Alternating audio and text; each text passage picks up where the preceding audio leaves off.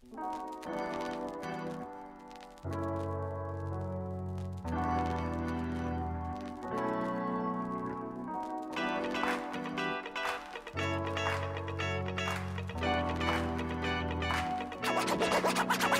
out of Ecamm.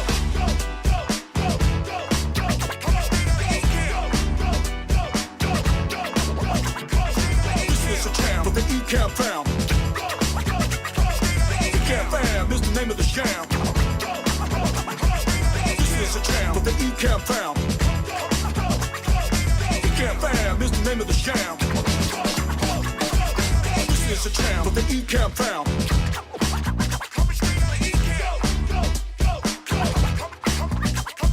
This is a jam with the Ecamm fam.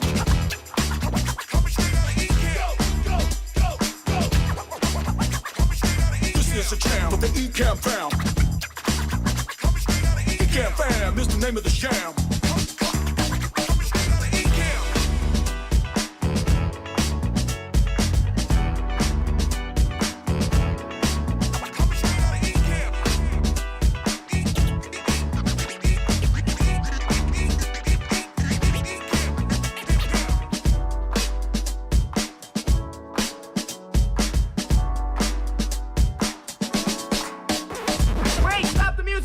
Hold it, stop the music! Ladies and gentlemen. Ladies and gentlemen. Ladies and gentlemen! Ladies and gentlemen. Ladies and gentlemen. Can I please have your attention? Now showtime, are you ready? Are you ready for start time? Let's find out. Ready, let's go!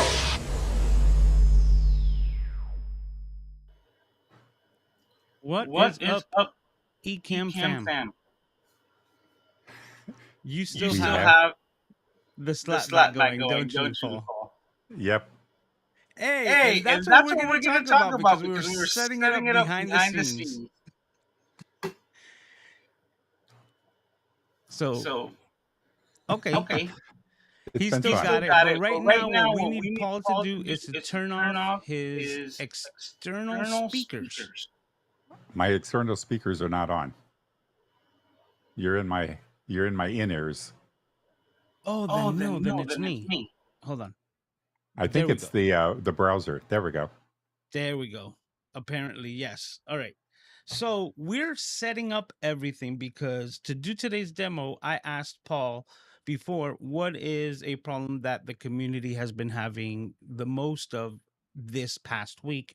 And he brought back the information that people are still having problems with either considering it echo or calling it slapback, knowing the differences and how to resolve that. So I've been here for about a half an hour to 45 minutes trying to create that effect through a variety of different things. And today I hope that we'll be able to demonstrate the differences between slapback echo and what you can do to mitigate them and to actually, fix them on the fly like I just did. So how you doing, Paul? I am doing great. All Trying right. to get all the ducks in a row. Yes. All right. So we got some people here. Let's say what's up to the fam. Somebody saying happy Saturday because apparently they live in the future. Nice. We got Glenda here as well. Yep. Everybody's saying echo. Well, that was actually double audio. So that's the difference. It might sound like an echo, but we're going to demonstrate the differences between like the three types of bad audio that you can get that could be considered echo, but understanding the differences in them so that then you can, pinpoint the situation that you're dealing with, allowing you to fix it as soon as possible. So, yeah. Yep. All right. And also another thing to mention, if you haven't done so, please hit the like button. It goes a long way, especially here in the Ecamm fam. And if you have any questions, please put a Q colon in front of any questions so that we can see them easier using Ecamm, able to answer those questions as soon as possible. We got Valerie in the house as well. All right. Hey, Valerie. Says nice save. Exactly. Everybody's like echo. And look, here's Doc saying no such thing as echo. Exactly, because that was actually double audio. But with all of these, comments, let's get right into it. All right. So, what we were experiencing just now was the way that you might be experiencing a double audio situation, or what people confuse for echo, by inviting a guest. So what I did to try to recreate this scenario is that through my Ecamm, I have the interview mode, which allows people like Paul right here to actually be able to log into my computer, and then I'm able to broadcast his video and audio right next to mine.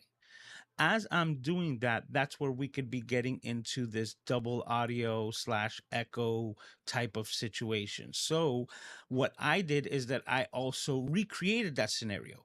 And off to my right here, which I'm going to bring up right now just to show you.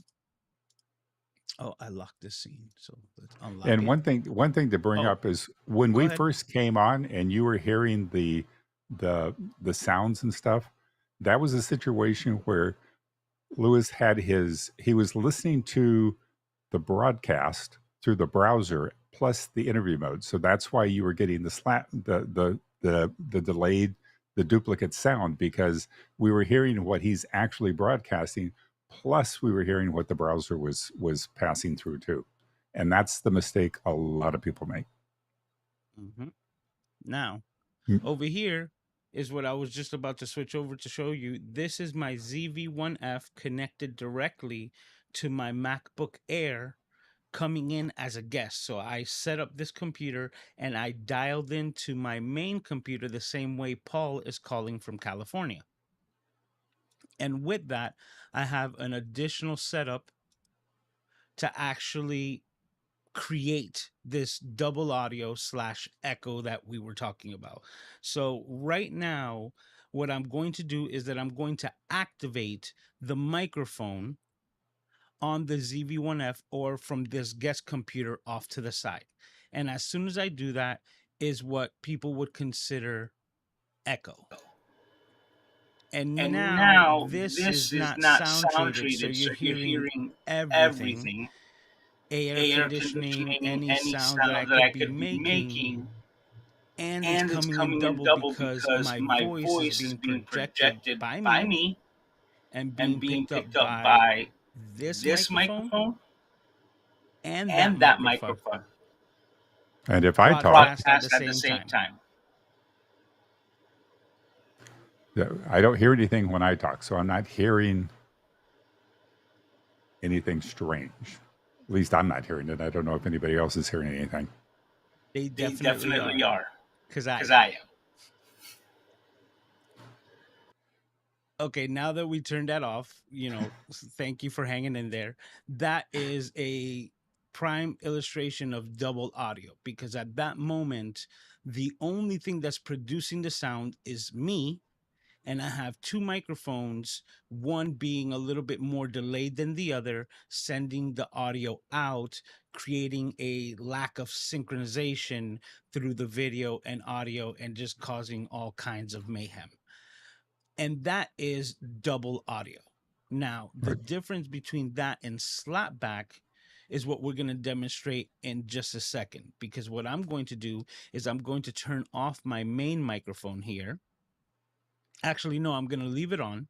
And what I'm going to do is I'm going to turn on the speakers from the laptop.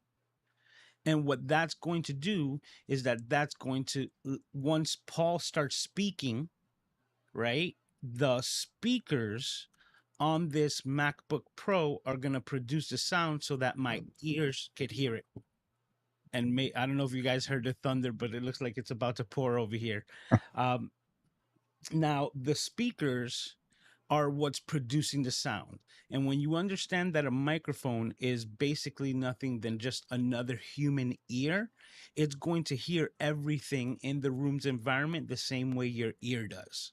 So as soon as I convert to this setup, what's going to happen is that as soon as Paul starts speaking, the laptop is going to start producing his voice so that I can hear it And once I hear it, you will be hearing it as a viewer at that time. And at that same moment, you're going to get that delay because the audio coming from those speakers will then be picked up through this microphone here and then reproduce as if I were speaking. And that's what we call slapback, because you're actually getting basically like a slapback or reverberation off of a wall. And in this case, this loopback system ends up being that turnaround space where these speakers and this microphone ends up being that wall where it's going to slap back and send you the same signal to the second time. So hopefully I was able to explain that well enough, and now we're going to demonstrate it. So first, I'm going to turn on these speakers and now have Paul speak.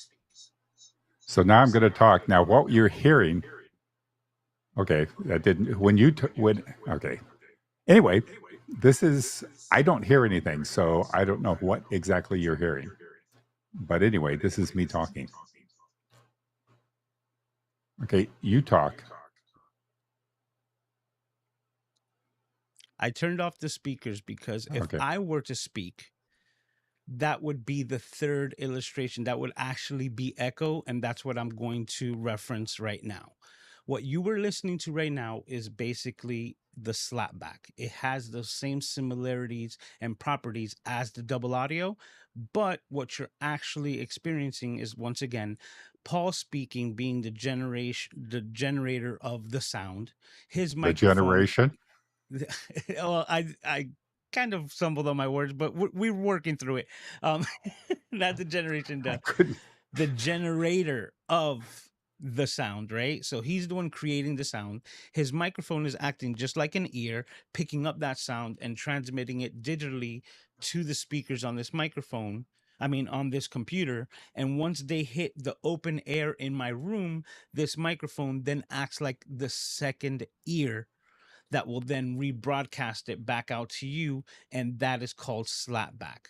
Now, once I turn the speakers back on, because this Bef- microphone in front of me is still active and working, is when we're going to experience the true nature of echo, because echo is just like the reverberation or the continuation of the sound. And the reason that's going to happen is because this is acting like that secondary guest, so to speak. And once I speak through this microphone, it's going to come out of these speakers in a delay. And then that delay is going to be picked up by this microphone that will then repeat the process. And it's going to repeat it into basically infinity, because I'm creating it here, and then it's going to process, come out of the speakers in a delay, then be picked up by the same microphone, and I don't have to repeat the word at all, or that it doesn't just die out after the second time that you hear it. And be warned, headphone users, because once I do this, there is a possibility of getting what we call feedback, which is where that signal being repeated over and over and over again tends to get a high pitched sound, which could be really painful to the ear. Now, we're going to reproduce it for educational purposes, but also know that I am suffering right here along with you to make sure that everything is going correct. So, and one thing, Paul, do you want to say anything before I demonstrate? yeah, one thing that starts happening with echo, like he said, it starts building this infinite loop. As that loop starts building, it starts getting louder, and that's what then ultimately will trigger feedback. Uh, Echo going over and over again as it starts building momentum, and then it will trigger feedback as it builds up more and more. So just be aware of that. But All this right. is what So, echo sounds like. yep. Now we're going to produce some echo, and that is by me turning on these speakers and speaking. And you will So, hear the echo yep, as it just continues. it's not like we had it. This we're not getting the echo. I think it's coming through because I I'm don't hear hearing it. it here. Oh, really? So give us a thumbs up if we were able to demonstrate all of these experiences. Yeah, because I'm not hearing echo like we did when we were testing it earlier. All right. Test 1, 2, 3. Test. Okay, Yeah. so what I'm going to do now is Okay, they say they're hearing it. So now let's just fix it. Okay, we should be good now. There we go. And that is the demonstration of the differences between slapback, echo, and double audio. Yeah. Hopefully that was Oh, informative. Doc said Oh, they didn't hear it. Yeah, Doc said they didn't hear the echo. They didn't get the echo. okay, then what I'm going to do is I'm going to turn on the speakers and the microphone here and try to get that reproduction. Okay, so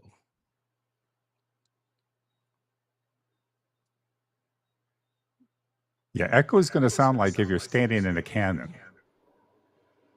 testing, testing. Okay, test 1, 2, 3, test. Start talking, Luis. See if it. Testing. That is echo. That is echo. And that's, people get confused and think slapback is it. What you heard there is where you start hearing things start repeating and it starts building and building and building. That is echo. That's where people get confused. They keep calling slapback because you're hearing one word slapping back at you. Echo is where it's like standing in a cannon and yelling, hello, hello, hello. You know, it just kind of keeps coming back and repeating and repeating. So hopefully we now understand the difference between echo and slapback and double audio. Definite. Oh wait. That's still double audio. Okay, there we go. We have definite demonstration of the differences there, because that's what is so painful about echo. But also understand that knowing the differences of the problem that you're dealing with is gonna lead you a lot closer to fixing that problem, because you know where it's being generated from. Yep.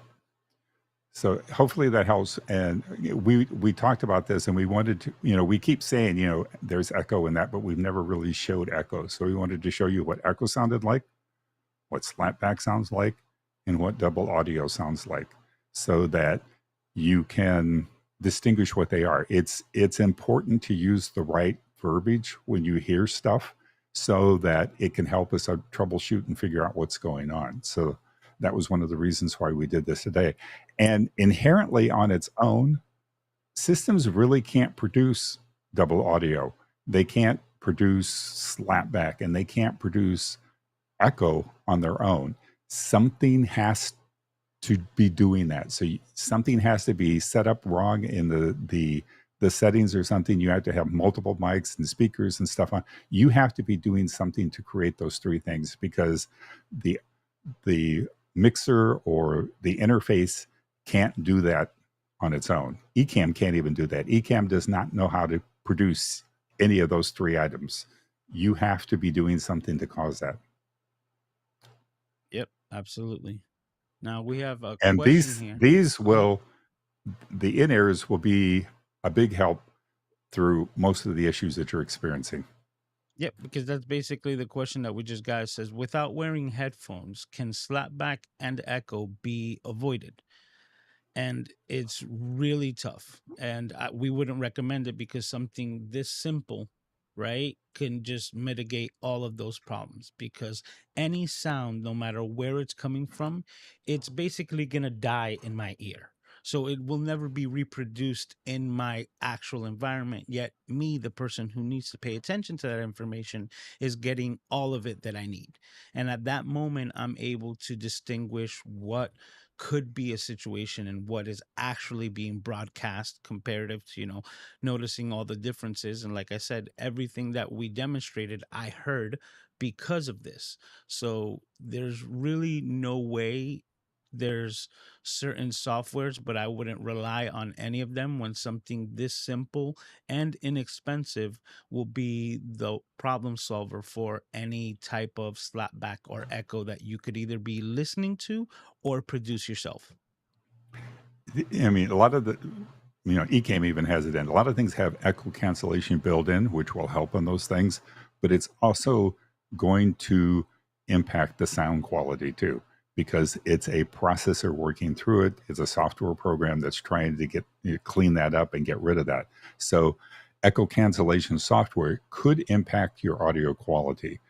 You may not notice it, but it is possible that it notices it. The worst thing that you can get when you're wearing in-ears or headphones or something like that is sound leak.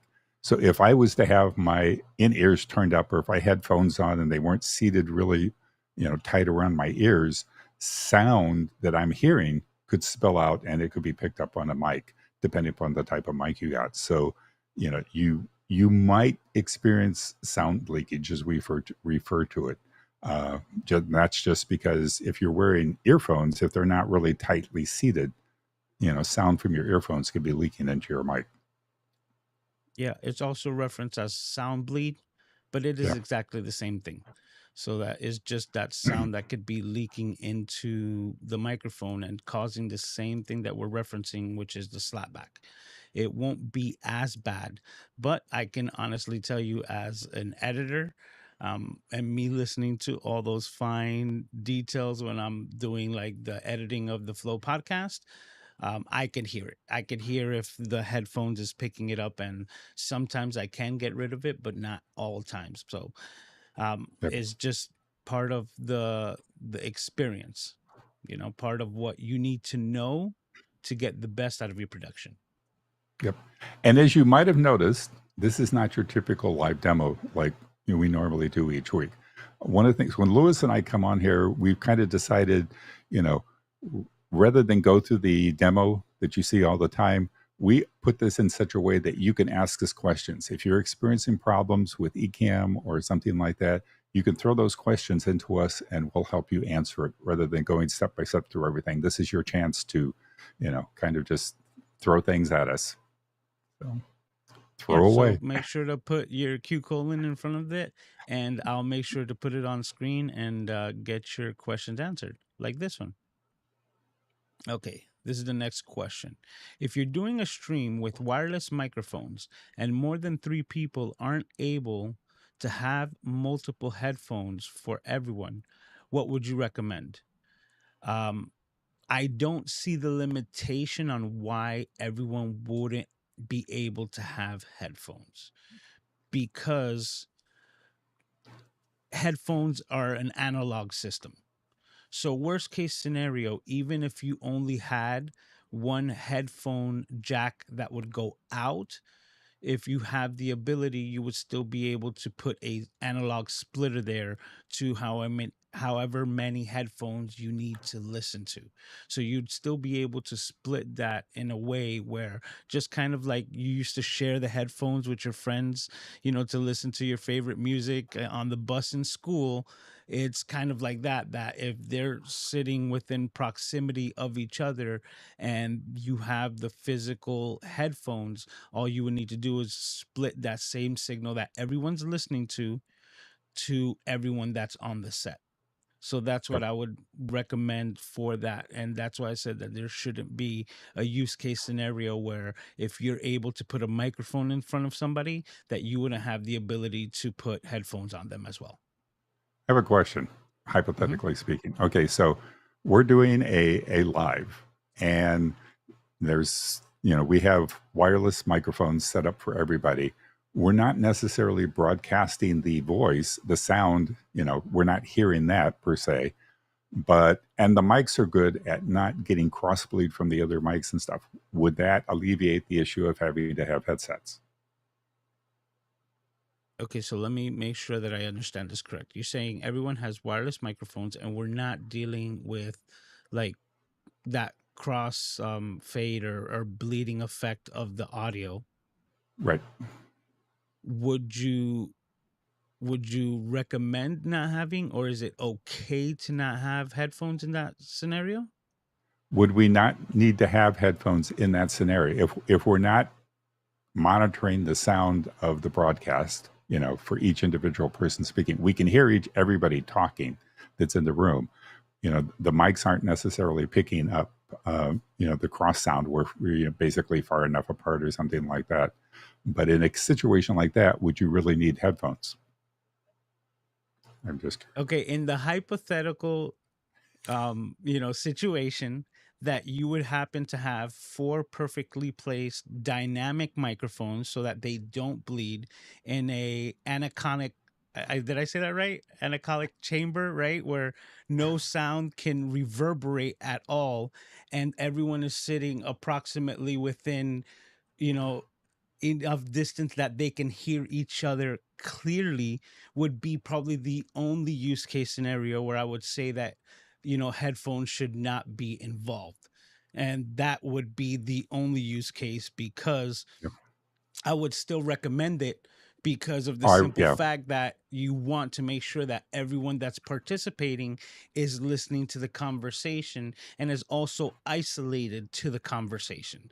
So, for example, if somebody were to open a door within a studio, or something else is happening in the background, that they're not going to be like distracted, because they have the ability to hear that as well as the rest of the conversation, comparative to having an isolated type of experience where it's more like a phone call in person, where everyone's conversation is the most important thing, because that's what you're there to do, to either record a podcast or a video of some sort.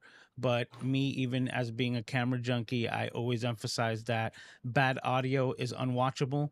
And I experienced it like 2 times this past week, where I was like, I really like the content creators and I love the information that I get from them, but the audio was so bad that I had to Yep. shut it off, because Yeah. I just couldn't.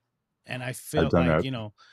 I feel like, weird about leaving that type of comment, because I appreciate them, and I would much rather leave them say, "Hey, thanks for sharing and I appreciate what you do to get that next video out," right? Than try to emphasize or try to help them out to say, "Hey man, I would appreciate that fix in the audio, because I think it'll make your content that much better." So, how do you feel Yeah. about leaving that type of comment? I know it's a little bit off, but I would like to get your thoughts on that. Yeah, I agree. I mean, if it's again like you, I hate to make those kind of comments, but if I feel that comment might help them improve what they're doing, then I'll leave it. They may block me or something, but no, I would do the same thing. I would leave the comment um, because I've gotten, I'm okay with watching when the video isn't great. I am even okay watching when the mouth and the sound is not off. If the sound is good and the content that they're providing is informative and good, I can overlook some of the other stuff and kind of ignore it or something like that. But if the content isn't good and the sound is messed, even if the sound is good and the video is messed up, that's when I kind of like going, maybe it's time to move on.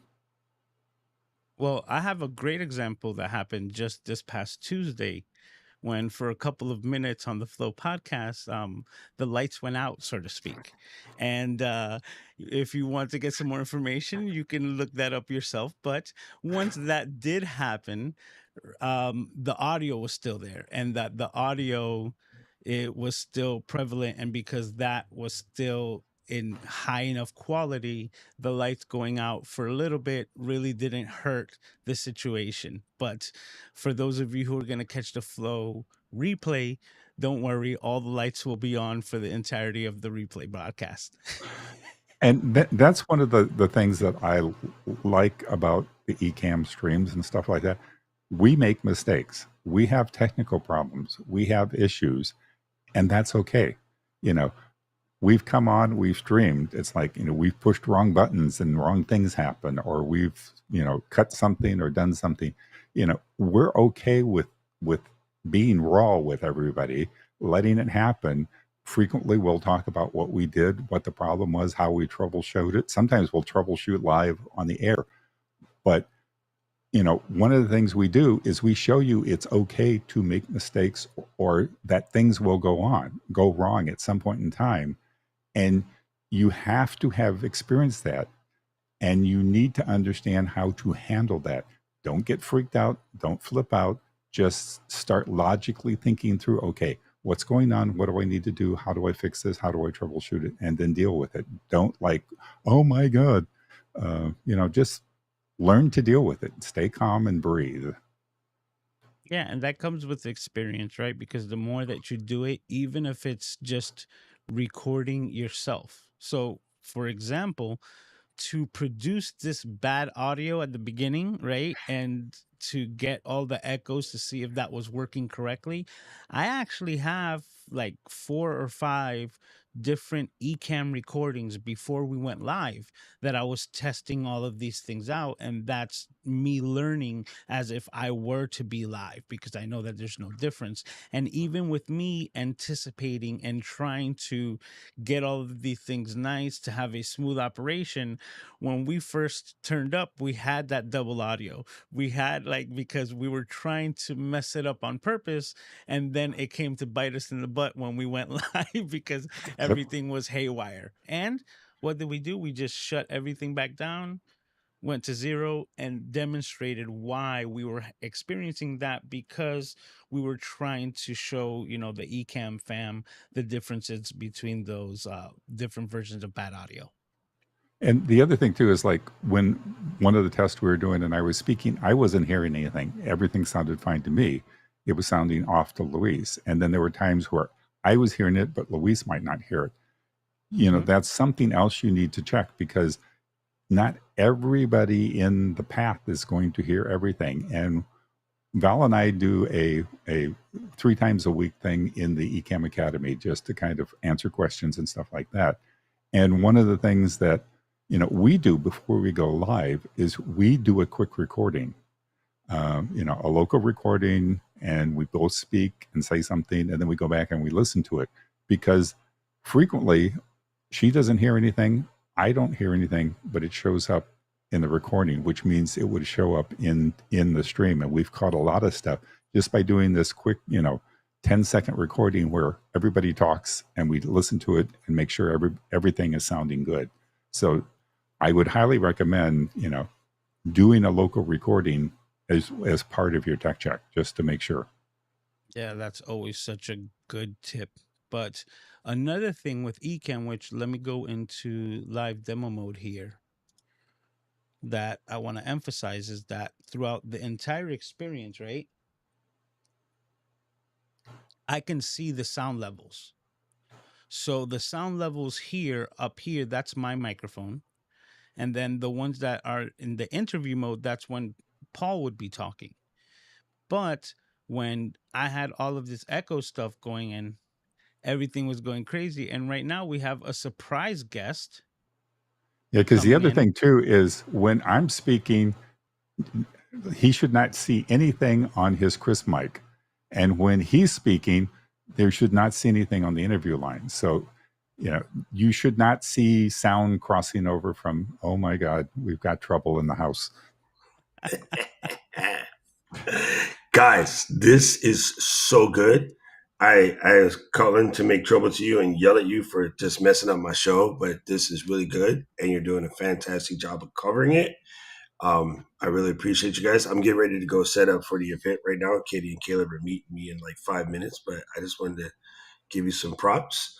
In the hotel, Insta360 link with the built-in link mic, not doing anything special, but I just wanted to reiterate to everyone who's watching, there is never a reason not to wear headphones. Never, ever, ever. They're $20 a pop. You can use $5 Walmart headphones versus not. Like, just get that out of your head. It's not magic. I'm going to say something really offensive right now. This is not Zoom, okay? That's a different technology. Video conferencing is a different thing. Don't confuse seeing your face on the camera talking to 3 people with a video conference. A video conference, the audio is self-contained. You're not trying to send it out to someplace, right?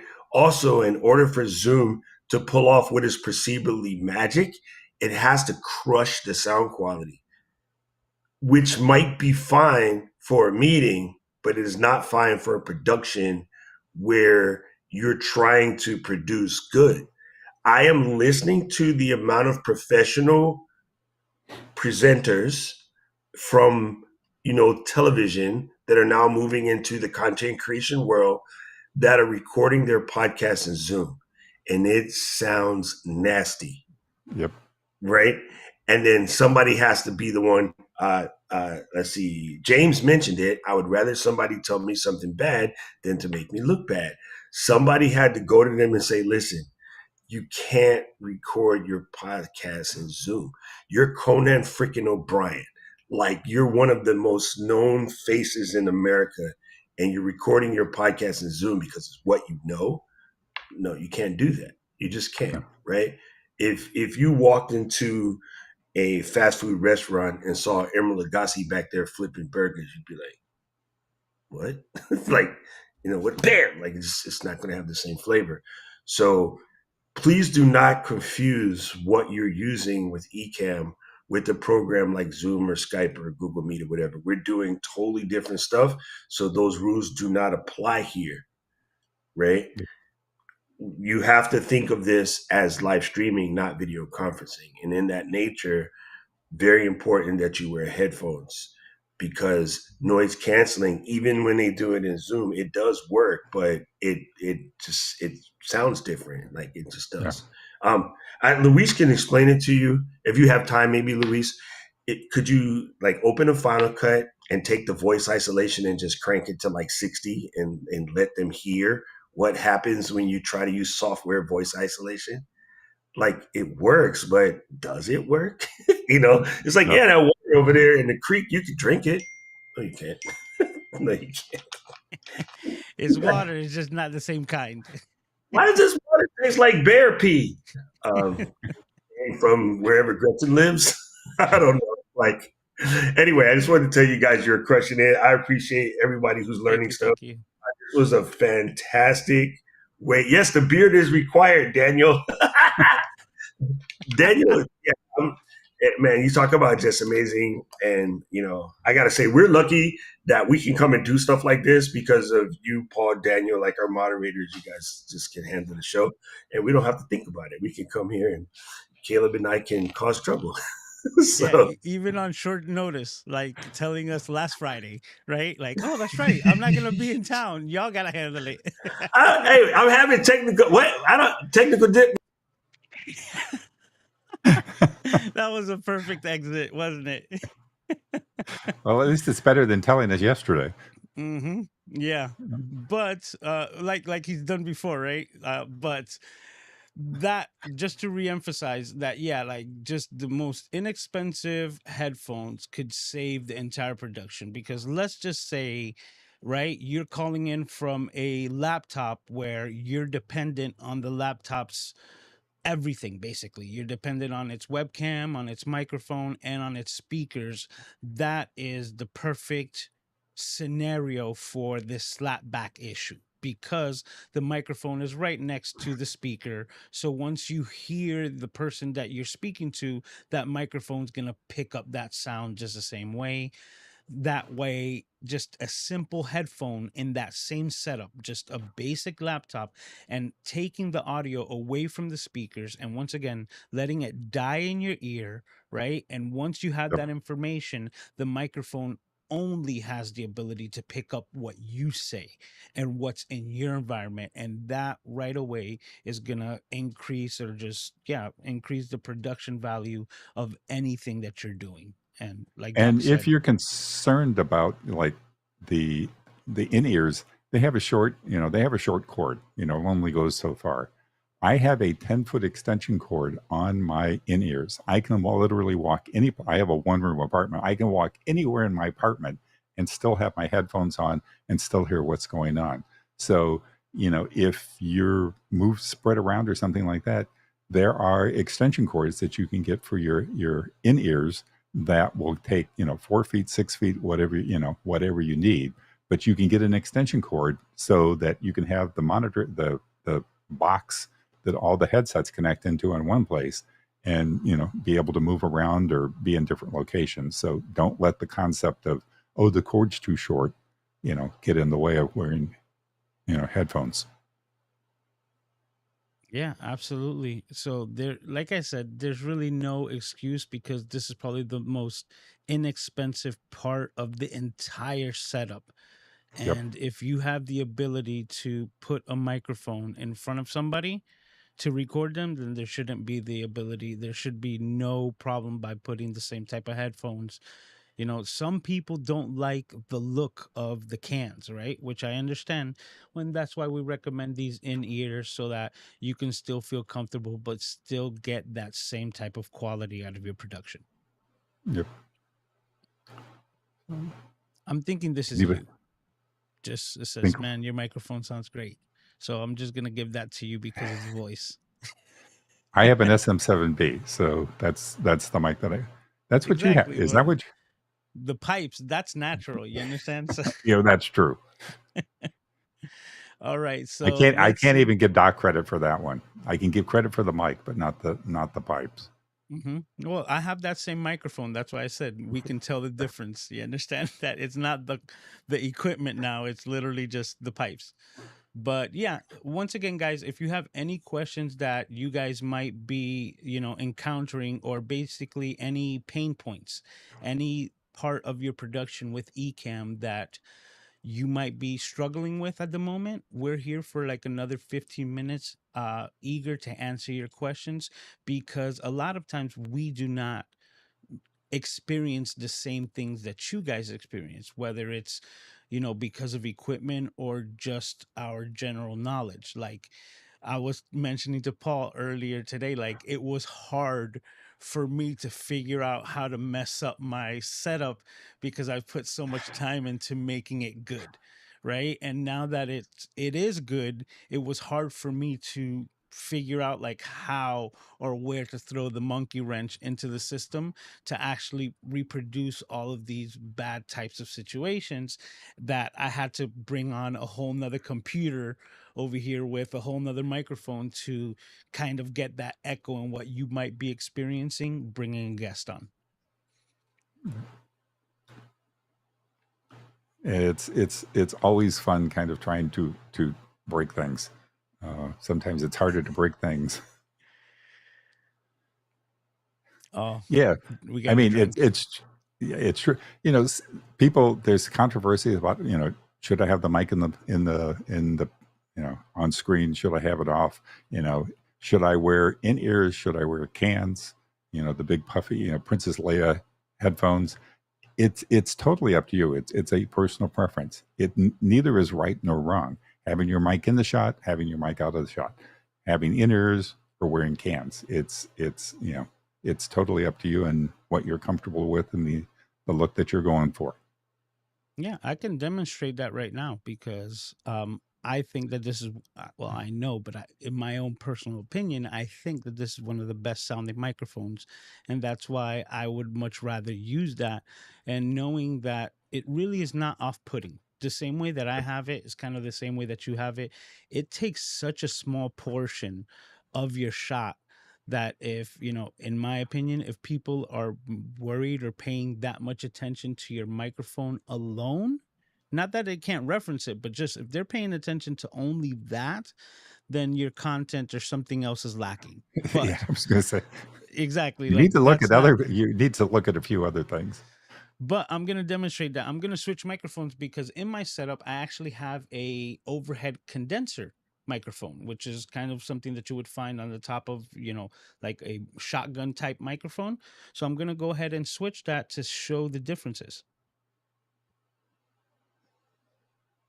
All right. So now you should be hearing me, and as you can see, I'm moving that microphone completely away, and we're listening to my Sony overhead microphone. Now, this could be adequate for a lot of people, and this could be great sounding. And if I have it set up correctly, it should be working. If we hear it, to me it sounds like a lot of space. It's A not. lot of It's not. space. Exactly. It's Because condenser microphones pick up that space. And right now, what's actually happening is that I do have my air conditioning on and certain things that are there.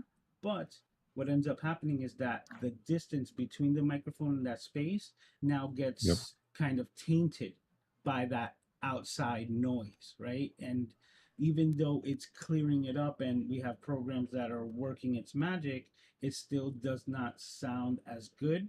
It sounds, as I can see here, people saying that it sounds very distant. But these are the trade-offs that you would be kind of sacrificing by going with a microphone outside of the shot.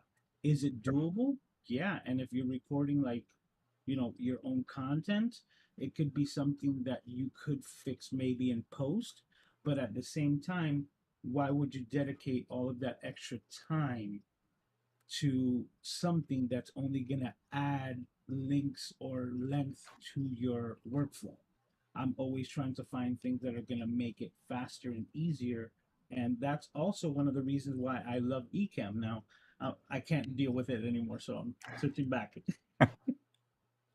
Come But back. one of the Come back. reasons that I love Ecamm is the fact that the colors that you're seeing here and the way that I have the camera set up is the way that my final product is going to be as soon as I'm done recording it. I don't have to color grade outside of Ecamm. I can, and I have that ability, but that's just adding another step of production to try to get videos out as soon as possible when I know that I can color correct ahead of time. And even if you're the person who uses LUTs with your videos, Ecamm gives you the ability to go and record S-Log and apply the LUT directly onto the footage. So once again, you don't have to do any of the color corrections in post-production.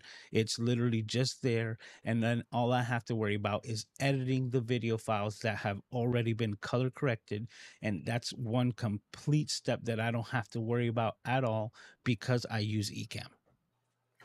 And the other thing regarding mics is we both have SM7Bs.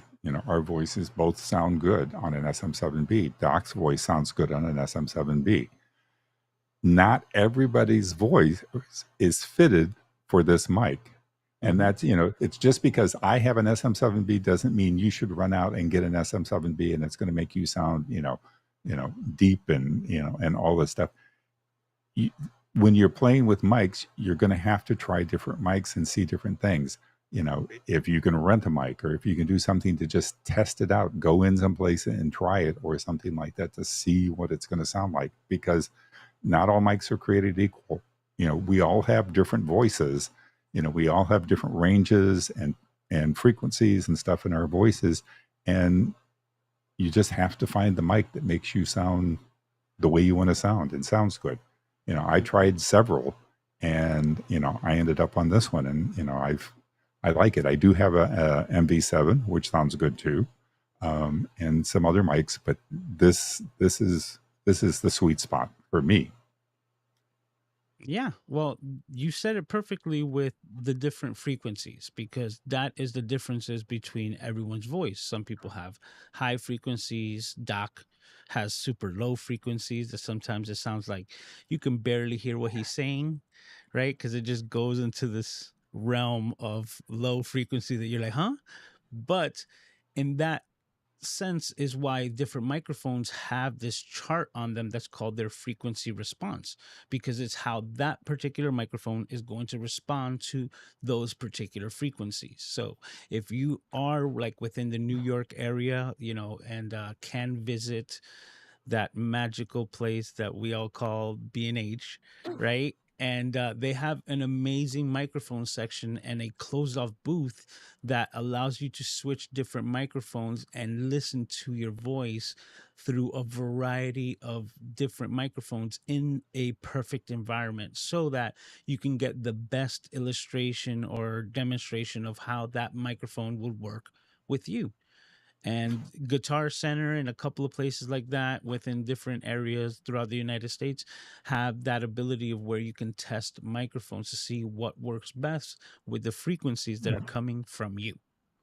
Yeah, and this is a dynamic microphone. There's condenser microphones. What Luis had on a little earlier when he had the overhead was a condenser microphone.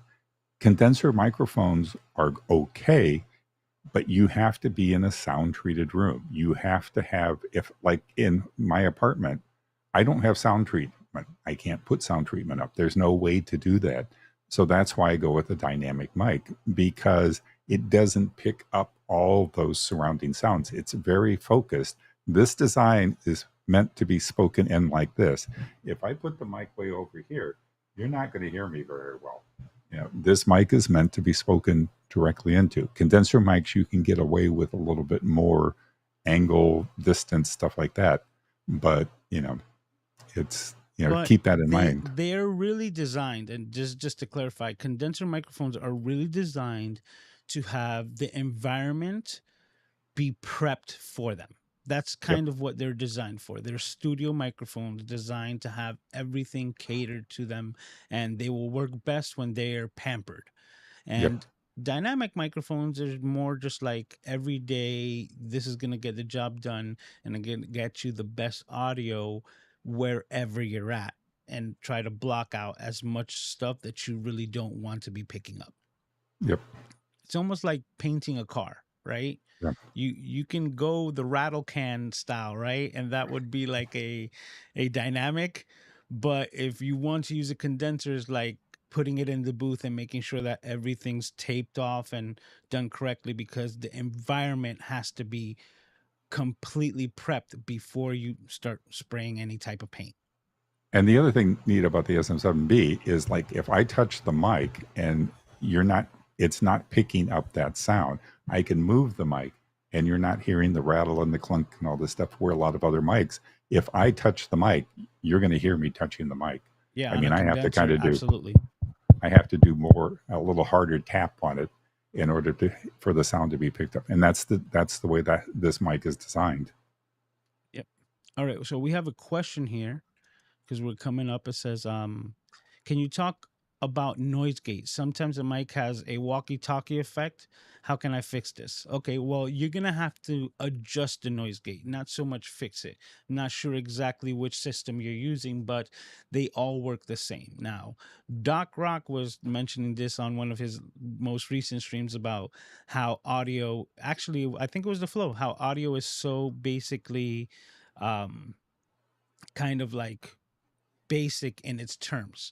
So if you hear or think about a noise gate the same way that you would think about a gate outside of your house, it can give you a pretty good analogy of understanding what it is that you want it to do. So now, the higher the noise gate is like putting 6 foot fencing in front of your house, where it's so high that you won't be able to hear any noise or see anything that gets under that threshold of 6 feet.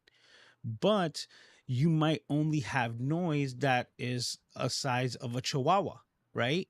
Where that noise that you're trying to get rid of with your noise gate doesn't need a 6 foot fence. It's just a little chihuahua, could be a foot off the ground.